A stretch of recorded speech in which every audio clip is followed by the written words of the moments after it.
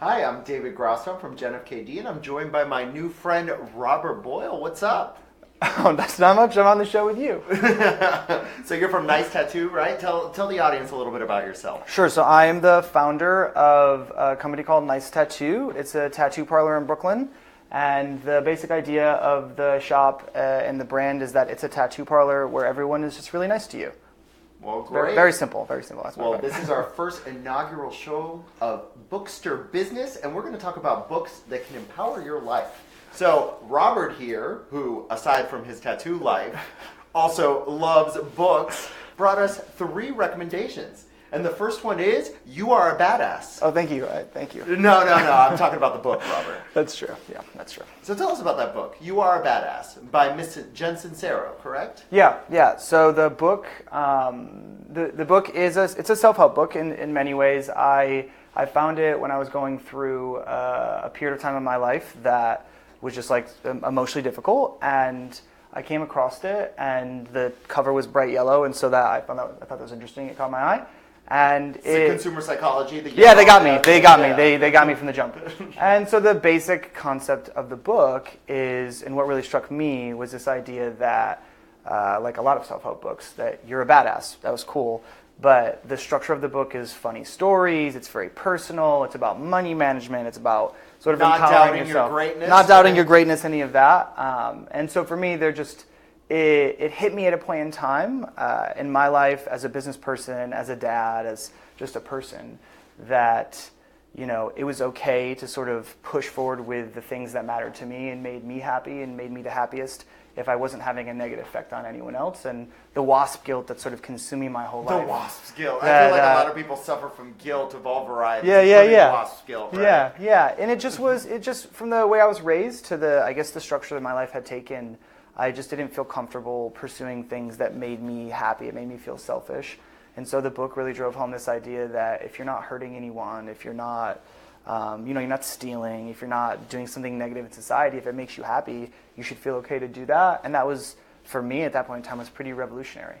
Wow. So through these little stories, they communicate the point that you need to pursue happiness. Yeah. And it's, it goes through money management. And, the reason that I brought it up to you when we were talking about 3 books that mattered to me was that I think that at the very edge of being a millennial, that this idea we'll count you as honorary. Yeah, I appreciate that. I appreciate that. It was this idea that, I think that if you're going to push forward with your career, if you want to do something on your own, or you want to get a new job, or, whatever it is that you're trying to do with your life in terms of your career, in terms of business, in terms of money, that you have to be comfortable with who you are and how you're pursuing it and the goals that you set for yourself. And I think if you don't have that base, it becomes quite difficult. There's always a core tension. And so the book for me really empowered me to feel like it was okay to do things that were maybe a little bit out of my comfort zone, that made me happy, that maybe other people didn't agree with.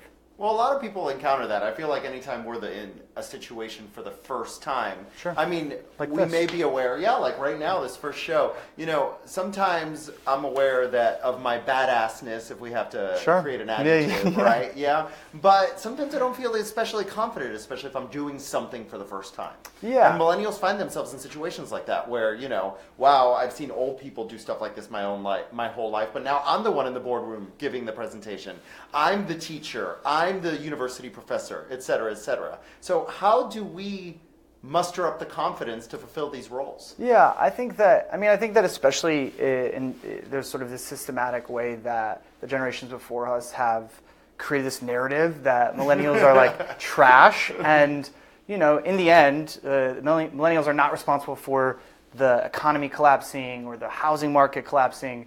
And the situation that we're finding in now. In college. Yeah, that's what I'm saying. It's like the greatest generation and then the baby boomers, but thanks for nothing. And so I think that it's important. We want to thank for bringing us to this world, Robert. Yeah, that's fine. But I think it's just a thing for me. I feel like if you're trying to do something meaningful and you find yourself in a spot that is pushing your limits, you have to have at least for me, you have to have a core element of that resonates with you in a way where it's like, I know it's going to be hard, but I'm going to get past this thing. And the book made it feel to me like if I knew that I wasn't hurting anyone and I knew it was making me happy and it just pissed someone off, and it was a new thing to do, it was okay. And I think that is very relatable. I mean, I know the book is in Urban Outfitters now, so a lot of people must have liked it. It's taken off in hipsterdom, hasn't it? It is. You can buy that. You can buy records. You can buy candles. You can buy whatever you want to make yourself more of a badass. Yeah, you can buy. You can buy some shoes. Some patchouli. You could buy patchouli. I didn't know that, but you could probably buy. You can buy candles. I know that it smell like patchouli. Yeah, exactly. For sure. But and yeah, the author's last name is Sincero, which is funny. It means sincere. Yeah, yeah. It feels like she was born to write this book. I think if you asked her, which I've not met her, she did a book signing in Carroll Gardens. I mean, in Cobble Hill, and I missed That's over in Brooklyn. Here sorry. in New York City. For people who don't know, that's out in Hipsterlandia. Sorry.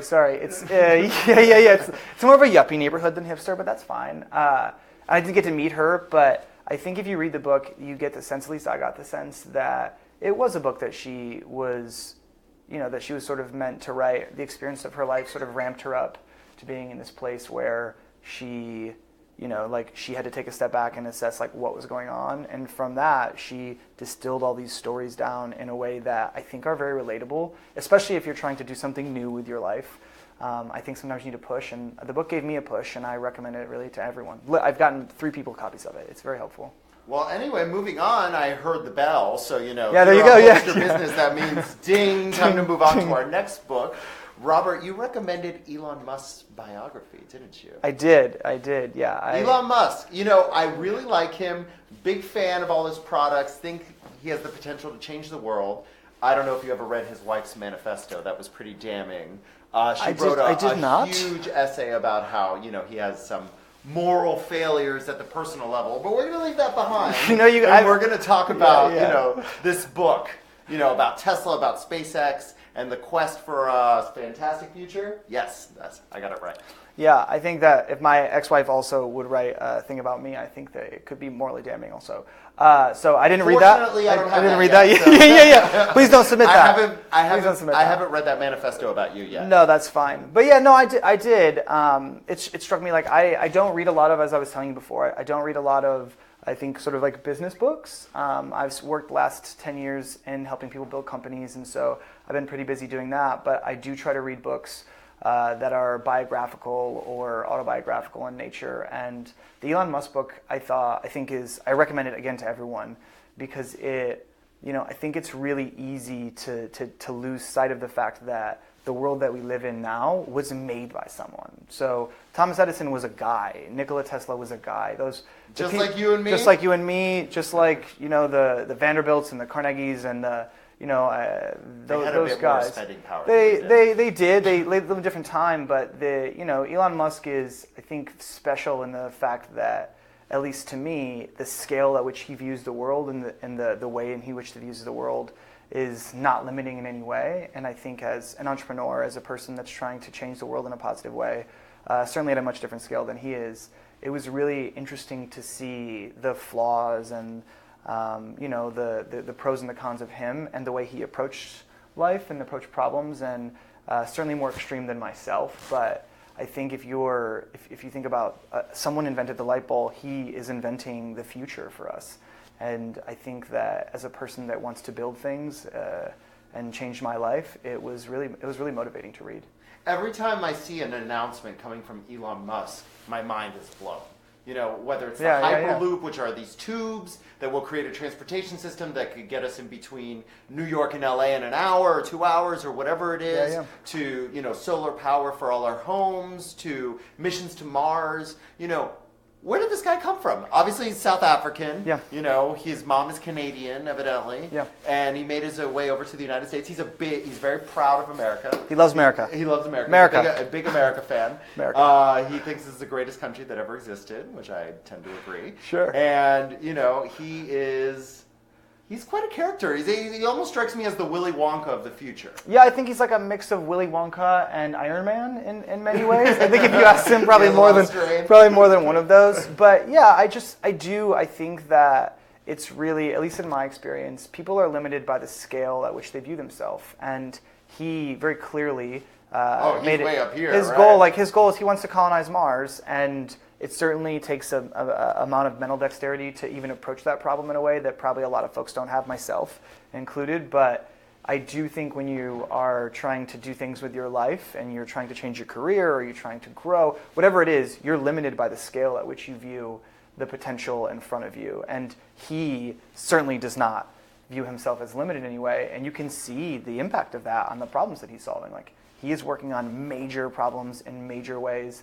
And there's a really cool story from the book where, I mean, he was effectively, he was worth maybe $250 million and took all of his money and invested it in his startups and was sleeping on his friends' couches and had to borrow money for rent. He's done that every single time. Every single time Elon has sold a company, he's taken an ungodly, absurd amount of money to do something and else. then leveraged it for his next project. And I'm sure he'll do it again and again and again till he dies. It's him and Chance the Rapper. It's like there are people that I think are so gifted and they're so passionate and they view the world in a different way certainly than I do, where they don't care about going through hardship, they care about the outcome.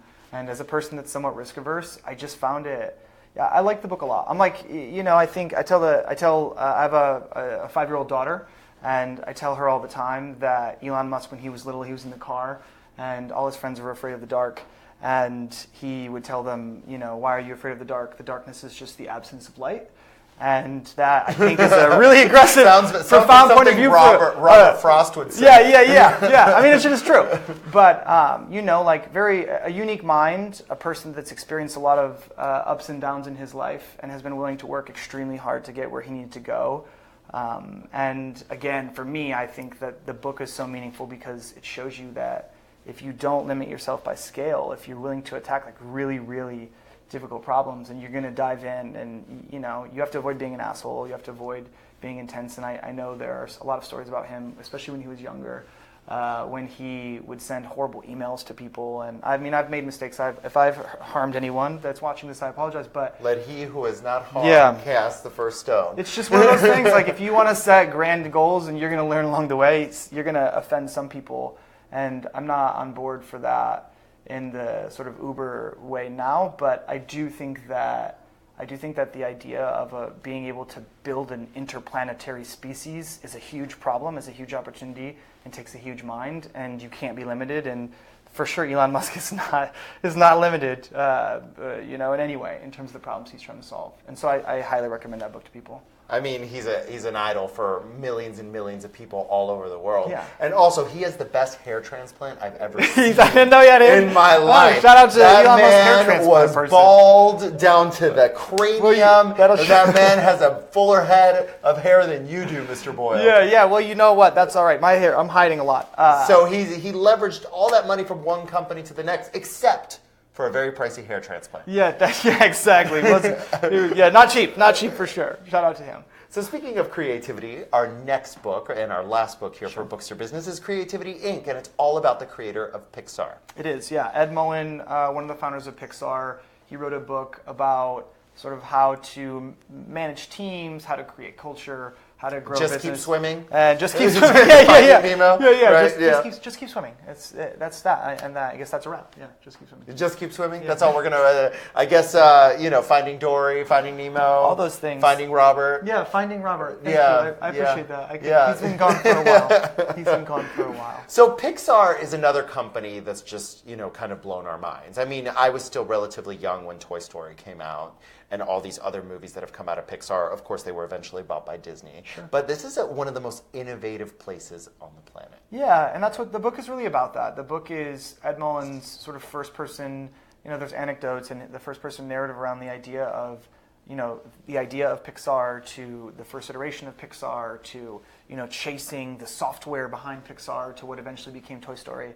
And ultimately, for me, what I found most exciting about that, was the way in which he manages teams, and the way he, we were talking about it a little bit before. It's this idea that, Ed Mullen and the philosophy at Pixar is very much about not necessarily being okay with failing, but the idea that you're gonna fail.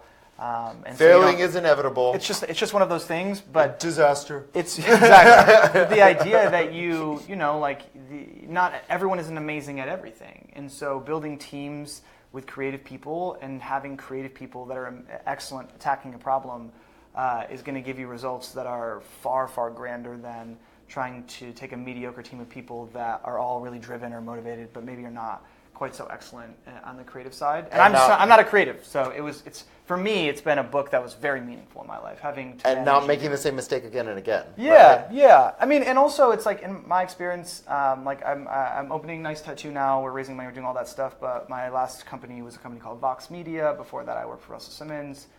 Before that, I did a bunch of other projects. Hence all the empowerment. I mean, Russell Simmons, another person. Happy birthday, Russell's birthday today. Oh, happy birthday! Yeah. But yeah, no, it's just one of those things that I think that if you're gonna try to push yourself, which I've always tried to do, the book in particular, it sort of hits this idea that you don't have to be amazing at everything if you find people that are. And if you establish a culture, which all great companies, great businesses, all are driven companies by their culture and leadership, and they emulate the leadership at the very top, and they establish the culture. Yeah, a culture of a business. The last business I was at, a company called Vox Media, the culture is very specific. A company. We all know what Vox Media is. No, I mean, all the they're nerds of the word, all of those people who have corrective eye lenses know who Vox Media is. No, exactly. But it's I've been lucky enough to been a part of helping a bunch of startups, and to me, the thing that I took from the book that I hammer home with everyone that I talk to that wants to go out and do their own thing, or they want to start something, or even if they're a middle manager in a company, is the culture of your business, the culture that you set, from the way you interact with employees to the way that you present yourself to the way that the spaces that you're in, it has a direct impact on the outcome of where you want to go. And there's nothing more important, which the book really emphasizes. There's nothing more important than culture. So if you allow yourself to grow to a place where you lose your culture, you're going to choke. And Pixar had a couple of times where they could do that. Where they had so many opportunities come their way, and there was so much good stuff happening that they could have shifted their culture to make more money. And you hear this a lot with businesses that decide, like, we're going to stay who we are so that we don't take this short-term check. And eventually they go to a level and a height that is much bigger than they would have imagined. And Pixar is an example like that. And so the idea of creating culture, in particular with creative people, which I'm not a creative. I'm just derivative. I am not creative. Yeah. In the least So this would be a great way for you, a great book to read if you're ever going to be managing or trying to work with creative teams. I can't draw a straight line. You could. You have to watch some YouTube tutorials, but yeah, no, it's a book about people, and Pixar is ultimately a company about people, and they tell stories that are about what it's like to be a person. And when you're, I don't know anything. No, you about probably wouldn't. what it's like to be a person. No, I don't either, obviously. But it was very meaningful to me because at that point in time I was working on. With a lot of creatives, and I wanted to help them understand that I knew I wasn't one of them, but I wanted to help them succeed. And the book was very helpful like that. So it's a book that I took a lot of stuff away from, to be honest with you. So what's the common thread between these three books? A lot of self-empowerment, a lot of thinking outside of the box, and a lot of culture and ways to communicate with people that are dissimilar to you. Yeah, I think so. I think that for me, the idea of business books that say, okay, we're going to do, no disrespect to Eric Ries and the Lean Startup, but I think things that are methodical, things that are repetitive, things that the idea that you can take one blueprint and apply it to another superimpose it onto See whatever. Being creative, like if you look at the music industry or anything to do with entertainment, anything with the media, having experienced firsthand what it was like to work on the music side of the business, was that if those companies could replicate success to make money, they would do that. They don't know how to do that. You can have all the money in the world. You can be Elon Musk and put all your money up and fail. There's plenty of people that do that. And so for me, I've always tried to drive home. I'm from a small town in Michigan, and I feel very fortunate and very grateful for my life. And if I can ever help anyone take the perspective, it's like there's no right way to do a thing. You just have to know who you are and where you want to go, and be open to the fact that you're going to learn a bunch of stuff along the way, and it might be terrible. But ultimately, it can be great. Ultimately, it can be great. It can be very nice. Yeah. Do we have to make these gestures when we say great? Yeah, exactly. Well, Robert, it's been a pleasure. I mean, if you you had a so much for blog, I having think me. it would be called Blonde Hair, Blue Eyed, and Tattooed, right? I don't know. I guess we could do that. I could start that blog. There you go. There you go. I'll do that. So thank you for joining us for our first ever episode of Bookstr Business. We'll be back next week with more relevant business books to help you out. Take care. Thank you.